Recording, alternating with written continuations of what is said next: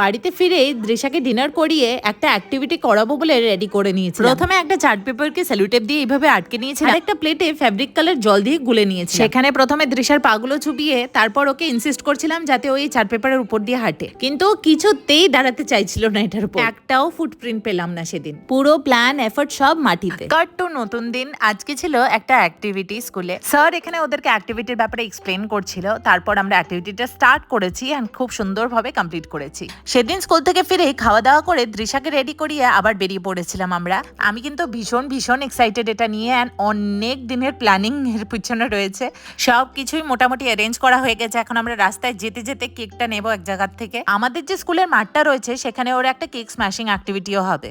আর এই যে পৌঁছে গেছি আমরা স্কুলে, আমরা সরাসরি চলে এসেছি নার্সারি ক্লাসরুমে। দৃশা চারিপাশে এত কালারফুল এন্ড ব্রাইট জিনিস দেখে কিন্তু ভীষণ খুশি হয়ে গেছিল। তারপর আস্তে আস্তে সবকিছু সেট আপ করে শুরু হলো আজকে শুট।